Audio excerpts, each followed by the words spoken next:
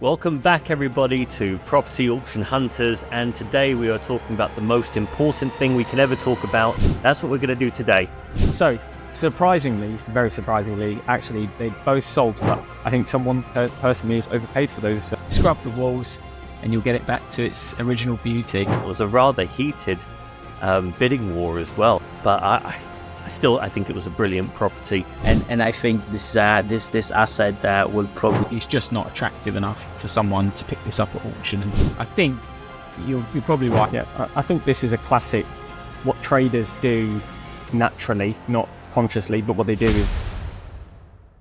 Welcome back everybody to Property Auction Hunters, and today we are talking about the most important thing we can ever talk about, and that is results. Who was right? Who was wrong? How close were they? How far away were they? Did it sell? Didn't it sell? Who knows? Well, actually, we know, and we're going to tell you. That's what we're going to do today. So, if everyone remembers, the last set of videos that we did, we talked about a mixed-use building in NW1 in Camden. We talked about 2 semi-detached houses with fire damage. We talked about 2 telephone boxes, and we talked about a development site in Kent. Now, depending on what you fancy, depending on which one of us you like the most, and there is a competition going on behind the screen, so don't you worry. We are going to go through those results. We're going to see what sold, what didn't sell, and what the results are. So where do we start, Piotr? Which one's first? So we'll start with Safe's pair of semi-detached houses. Cool. Okay. So, drum roll please. Here we go. Ready? So, surprisingly, very surprisingly, actually, they both sold for over 300,000, just over 300,000 pounds for the pair, which I was surprised about, to be honest with you. And I think, actually, the person that was closest was Piotr. Piotr was the closest. So, this is the power of social media, though. Listen to how crazy this is. So, I put the post up about the video, and this guy called Tom messages me on Instagram, and he said, funny enough, my dad was the one that did the viewings. He's a part-time viewing agent for Allsop's auction. And he said, I don't know if you know, but he said someone actually died in the property. They got burnt alive, basically, in the property. So where we thought maybe it is a bit dark. But basically, where we thought maybe fire damage wasn't very extensive, clearly if someone's passed away in that property from the fire damage, then it might have been worse than we thought. And he just said, his dad's a part-time viewing agent for Allsop's, and he basically was like, I did not expect it to sell for more than 300,000 whatsoever. He said I was even surprised. So just so interesting to see what, that's the power of social media sometimes. But I was very surprised. I know we were talking off air about how strong the December results have been compared to a normal December.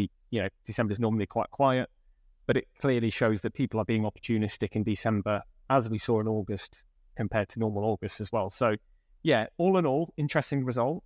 Way higher than what I thought was going to sell, but I think someone personally has overpaid for those for that pair. And it also shows how important it is to go to the property and just kind of do a little bit of just conversations with neighbors, with agents, and find out those kind of things that can affect the property.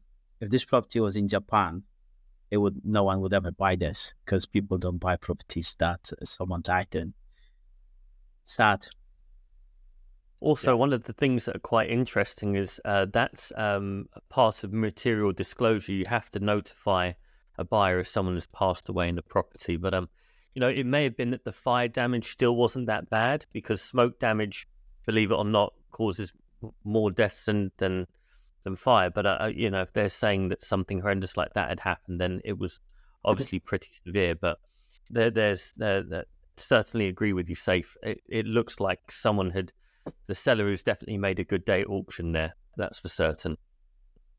I think the next step, if you're the buyer watching this video now and you've picked up this pair of two semi-detached fire damaged properties, wait till January, get into the January sales and try and pick up a load of soapy, some detergent, and then you can get down to the property with some hot water and start scrubbing. Because that's the next couple of weeks for you sorted at this property. Scrub the walls and you'll get it back to its original beauty. Yeah, not enough of a budget to be able to get someone to refurb that. I agree. Amazing. And it's like, it also shows that even though I was close with the prediction, but my prediction was for what the property is going to sell for, it's not kind of the price that we would want to pay for this property, or we would be kind of going in. So there's a big difference between what results are and what we as traders would purchase the property for to make money. Brilliant. Okay, well, this is the first property. Yeah, this is the first property. And Jay, I can see you're impatient. You want to share the results of your property. Go ahead, tell us about this mixed-use property in Camden. So this was a big one. This was guided at 1.35 million. And I have to say, myself and Safe were at the 1.5, 1.55 sale price. That's where we thought it would go for. But it sold for 1.78 million. It was a rather heated bidding war as well. There were 3 bidders that were running the race all the way up close to the end, and it dropped down to the 2. I think maybe if this was sold in a February auction, Piotr was probably right. It may have made it to 2 million or close. There is clearly multiple ways to add value to this building, and it's in one of those locations where you would have to mess every single turn in the managing of that asset to lose money. But I think it was a brilliant property. It's the kind of thing that Barnett Ross does quite well, actually. They do high value stock very well.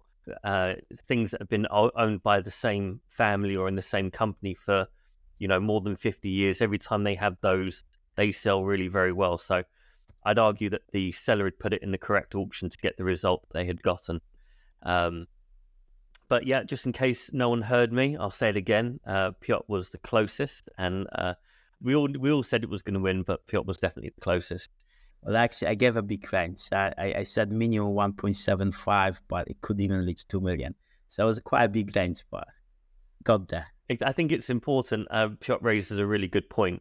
I think, especially going forward in these videos, I need to focus on what I think someone will pay for it, rather than what I think I would pay for it, because I think 1.5 would have been my number. And on an underwrite, I would have been a very, very happy boy if it still went to auction and sold for 1.78. So just goes to show. But I think the seller did very well there. I think it was a good sale. Any comments, guys? I think that the fact that, if you're sat on cash right now, and maybe we don't necessarily have that problem right now, but there's a lot of people that are sat on a lot of money, they need to deploy that cash.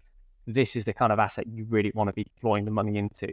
And I think, like you said, you've got multiple exits on it, which is really, really good. But I also think that in reality, there's loads of meat left on this bone. And I think as a trader, from a selling point of view, you want to leave enough meat on the bone. And this has a lot of meat left on that bone. So it's just that there's hope value, there's asset management value as well. There's so much value here for someone. So I think someone's still got a really good bargain. But Jay, I take your point away. Next time, it's what someone's willing to pay for it, not what we're willing to pay for it. So, yeah, Piotr, well done, 2 out of 2. And I think this asset will probably remain in the same ownership for another 50 years or so. It was probably purchased by someone who's going to keep it, and we might not see this property again in the auction for quite some time.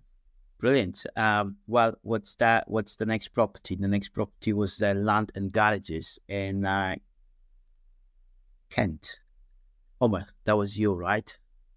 Yeah, so as predicted, chaps, this garage site didn't sell at auction, and I don't believe there were any registered bidders, because the price of it, in my opinion, was still too high to attract a sophisticated, small-scale property developer to take such a project on. As discussed in the last video, there's an overage clause on this site of 30%. To be payable on any uplift. If you haven't watched the previous video, watch that and you can get the information there. But I predicted that this wouldn't sell, and it's the second time it's been entered into auction now. And interestingly enough, I have approached Clive Empson since the property didn't sell, as you do, and spoken to a couple of the auctioneers there about whether they would consider a post-auction offer of 150,000 without an overage clause. I've been royally rejected by the auctioneer who's told me that the Housing Association doesn't want to do a deal post-auction and that they will be putting this back to auction again in February. So third time lucky, maybe this will sell. But I think it's going to come back to auction at a lower guide. I would imagine they would have to drop the guide another 20, 30 grand to create some interest. So perhaps we can follow this lot again in a future video. But yeah, I think it's an interesting lot, just too expensive. What do you guys think? I think EIG has released this report a couple of weeks ago talking about relisting of properties and how so many properties right now being relisted in the auction, and the reasons why properties are being relisted for the auction, and then the actual end prices that they end up selling for. And the outcome of this whole thing was that properties are normally being relisted because of too high prices, sometimes illegal reasons and stuff like that. And they come back to the auction, and normally within the second or third time they sell, and they sell close to the original guide price. And I think in this example would be like 200k. And also be really interesting to see what the actual result of this is going to be. But in order for this property to sell for close to the original guide price, I think that the guide price going forward would need to be around 100k to attract a lot of bidding, and then maybe it will sell. Well, interestingly enough, the auctioneer disclosed that the Housing Association, who are current seller, Town and Country, they had a valuation on this site, an independent valuation, because they were required to do that on all auction lots that they sell. And the valuation is actually for £200,000. And I commented back saying that I thought the valuation was very toppy and that perhaps they could get that reviewed, because it's got lapsed planning. There's no guarantee that planning would actually get re-established. But I think you're right, Pierre. I think, from an auction trader's perspective, if this was listed at half its true potential valuation at 100k guide, it would attract the right pool of buyers and there would be a really competitive bidding war. But at 180, it's just not attractive enough for someone to pick this up at auction and take the pain of buying through the auction cycle to pick this up. So I think you're probably right. If it was guided much lower, it would sell for a lot of money. But I think we'll probably see this in February at 150k guide, and let's see if it does get shifted then. Yeah, I think this is a classic, what traders do naturally, not consciously, but what they do is they recycle stock. It's called recycling stock. So a trader will put into one auction, it doesn't sell, flip it from a Barnett Marcus to an auction house to an Allsops, and they'll just keep flipping it. And what they're hoping for is on that day, someone is going to overpay for it, or someone's going to pay what they need to get out of that deal. Now, with the Housing Association, they don't actually need to sell it. They're not in need of that money, right? It's just about trying to get something off of their books. So from their perspective, they can recycle that stock 3, 4, 5 times. And actually what they're doing is quite clever, but they're doing it, subconsciously. But what they're doing is quite clever because they're trying to catch the right buyer on the right day at the right money. It's that developer that's just sold the development that is willing to overpay for something because he needs to keep his guys busy or whatever it is. And I actually think they might enter this, even if they entered it at 170 guide, which obviously is still high, it might still go for 200,000 because, as we said, it's just catching people on the right day. And they're very stubborn, as we know, Housing Association. So I think trying to catch this post-auction is impossible. I think it's going to sell to someone that's going to overpay for it. Simple as that. That's really interesting, Safe, actually. And the mindset of a trader what would be one, like you said, where they would move it from one auction to another. This has gone to the same auction twice, and it's likely that it will go back to Clive Empson again in February. And so there's not a really huge different pool of buyers, as opposed to what a trader's doing is moving it from Allsop to Auction House London to Savills, and they'll just get a different pool of buyers every time. So I'm not sure this is going to have the same level of interest as what a trader might get and get that chance of the buyer on the day. But let's follow this and see how we get on. Yeah, you'll be surprised, Omar, with you've got to treat the auctioneers very, very differently because they all operate very, very differently. For instance, Clive Empson are very much client focused. Okay, so every offer that comes in, everything that kind of is dealt with not in terms of the instant results of the auction. It's dealt with. Is this the right price? Is this the right kind of buyer? So they're a little bit picky like that. They are well known for not doing underwriting. They sell pre-auction when it's very clear that there's no one else for it. So you don't see many sold priors. And additional to that, you don't see many post-auction sales either. They're not worried about that pre and post market. They just want the bit that's in the middle, the auction. That's the stuff that they stick to. But you know, we've done, I think, 1 or 2 post-auction deals with them, and they are, whether it's their clients or them, they're pretty decent negotiators. You know, you really have to, you know, justify within reasonable means your pricing, who you are, for them to go, right, we can now present you to the seller as someone who can do X, Y, and Z. And you see it in many different auctioneers in different ways, but they're very clean cut with how they deal with stuff like that. And I think when you understand that's how Clive Emerson operate, you know, that lowballing to start for negotiation just doesn't work with them. Not that I think that you're lowballing. I think you're probably kind of where it's going to end up anyway, right? But from the vendor's expectations and the auctioneer's expectations to where you came in at, may have been a little bit too much of a gap. But I think Safe's right. It's they're going to try and drop it incrementally until they find the buyer at the right price. But let's see what happens. Yeah, I've done two deals with Clive Emerson. One of them in auction and one of them post auction, and I'll give you one guess as to which one was the better deal in auction. Obviously, amazing. Final property were my 2 telephone kiosks in Brighton. So unfortunately, they got withdrawn before the auction. They were guided £5,500. So according to the rules, probably the reserve would need to be 6,000. And I have no idea why the properties, this telephone boxes got withdrawn. I did email Christian about it and to ask if they're available. But normally there are 3 reasons why something would get withdrawn. Number 1, legal reasons. Number 2, there was no one for it. Number 3, the vendor got cold feet, didn't want to commit to that low reserve price, and they basically withdrew the property and didn't want to risk selling it for so cheap. And I think that whoever was selling this hoped for about 12-15k, because that's the kind of minimum that they used to have each one before. So yeah, we'll have to wait for Off the Hook coffee shop. It's not coming anytime soon.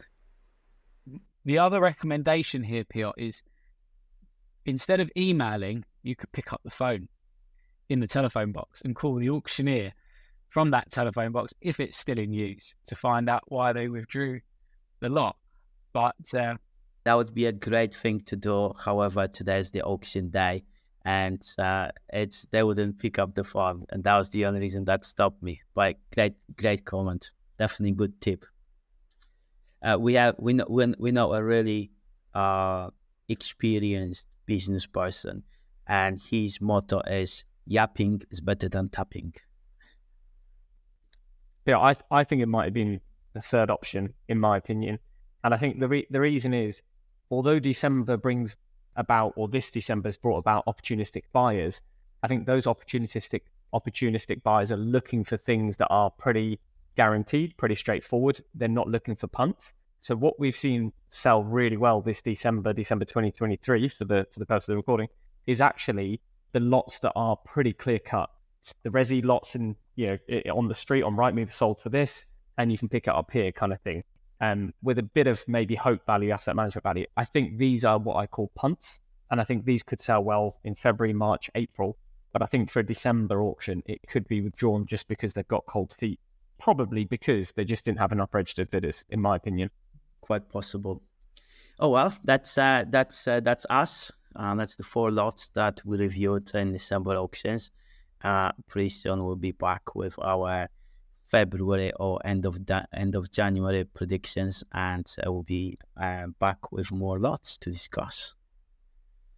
Any final comments? If anyone's got any lots they want us to review, maybe we can just pick one at random, one kind of wild card, right? So we can all pick a lot, but we'll have a wild card lot. So if anyone can drop into the comments now or later, we'll pick the comments up as well. But any wild card lot, let's have a look at it and review it. Great stuff. Now don't forget, hit the bell icon like and comment, but make sure you subscribe because you don't want to miss out on any of this. This is only going to get better and better as we go along.